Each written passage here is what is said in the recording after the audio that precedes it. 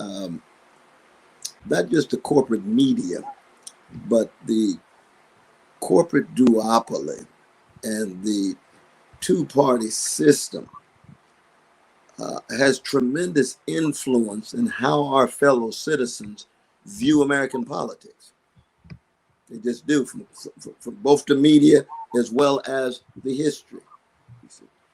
And so the basic common denominator is there is no alternative to the two-party system. Yeah. That's what people are hearing. That's the drumbeat, day in, day out, year in, year out, decade in, decade out. And that's very real. And you just have to come to terms with that. We can call it false consciousness in the language of Marxists like Lukács, or you can call it ideological containment, or whatever language that you have. That's very, very real.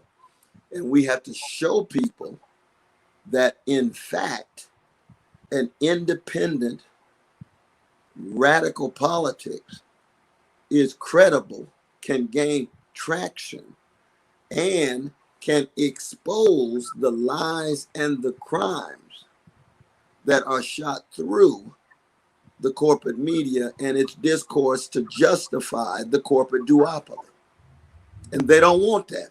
That's why we try to get access to the ballots, and you need the levels of impediments just to get on the ballot. And both parties come together to push back. And they push it back not just against Greens, but libertarians and other parties as well, you see. So it's clear that they're not committed to democracy. I mean, it's interesting. The Democratic Party says they want to save democracy, but they don't want to be democratic internally.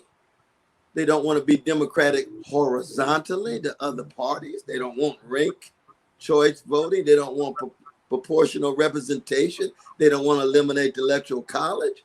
So they're not really committed to any kind of deep democracy at all. They're committed to themselves and how they define a democracy that hides the oligarchy at home and hides the imperial policies abroad. And the only way you do that is not to run a candidate. And this is something I keep coming back to. You see that my candidacy is just this ripple in a river of a great movement of great people who are critical of empire and capitalism and white supremacy and male supremacy.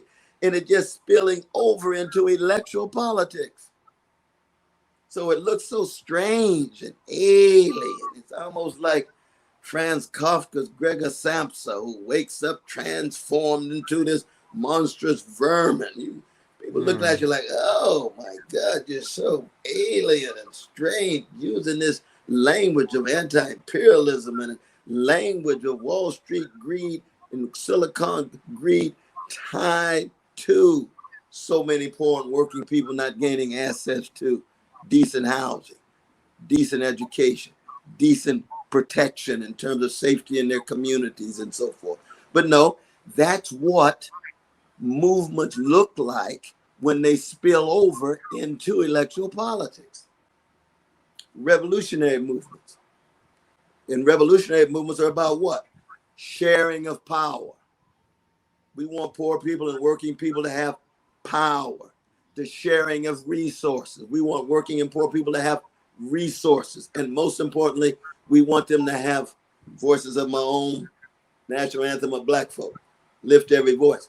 We want their voices to be at the center of shaping their destinies. Which means they wouldn't vote for these fossil fuel companies that's leading toward ecological catastrophe.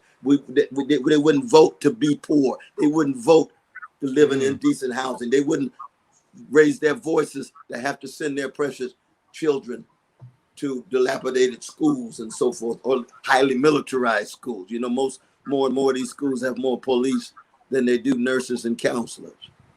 And they talk about education. These are realities.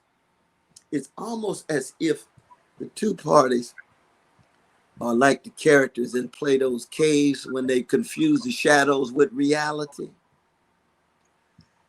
And some of us are following the imperative of Ashford and Simpson to keep it real. Ain't nothing like the real thing. We want to talk about reality.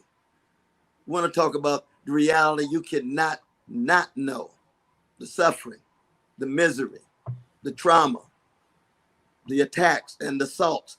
That is the reality. Those are the things that are hidden by the play of shadows that you get in Democrats and Republicans, that you get in corporate media. And let us keep it real.